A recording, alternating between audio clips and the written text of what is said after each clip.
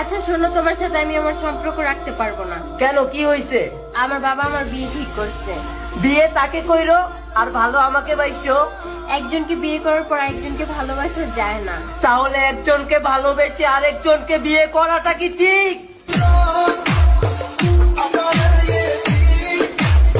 হ্যাঁ বেবি, আমি স্কুলের পেছনে জঙ্গলে চলে এসেছি, তুমিও তাড়াতাড়ি চলে এসো। দাঁড়াও তো 1 মিনিট, আব্বা ফোন করছে। হ্যাঁ আব্বা। বেটা তুই কোনটা আছিস? আব্বা আমি তো স্কুলে ক্লাস করছি। আমিও তোর স্কুলের গেটের সামনে দাঁড়িয়ে আছি, একটু ঘুরে তাকা। দাঁড়া ছোট বাচ্চা, তোর পুকটিতে স্কুল ভরে আছি দা। গাইস এখন দেখবেন দিদি যখন বয়স কমানোর ঔষধ পেয়ে যায় তখন তার কাণ্ড। বয়স কমানোর ওষুধ পাইছি।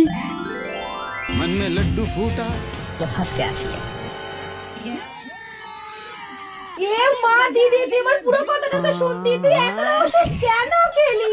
এই এক ডোজ খেললে 4 বছর কমে যায়। এ মা, তুই আমার পুরো কথাটা তো শুনতি। গাইস এখন দেখবেন বান্ধবীদের কাছে টাকা যখন হাতের ময়লা।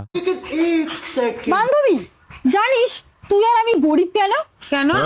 টাকা পয়সা হলো আমাদের হাতের ময়লা, আর আমাদের হাত তো সবসময় পরিষ্কার থাকে। দেখ দেখ। হ্যাঁ তাই তো। আচ্ছা মা, আমি যদি কখনো হারিয়ে যাই আপনি তাহলে কি করবেন? তাহলে আমি পেপারে বড় করে বিজ্ঞাপন দেব, যে পাবে সে যেন রেখে দেয়।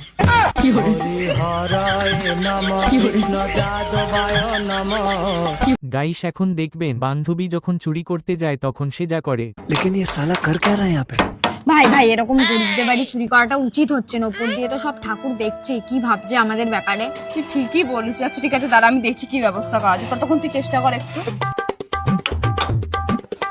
এই নে, ছাতা নিয়ে চলে এসছে, আর ঠাকুর দেখতে পারবে না উপর থেকে।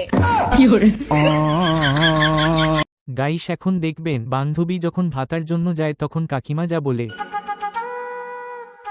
কি রে, কোথায় যাও? আর বলো না কাকি, বেকার ভাতার জন্য একটু গেছিলাম। কেন গো, বেকার ভাতার জোগাড় না করে একটা পয়সাওয়ালা ভাতার জোগাড় করতে পারো না?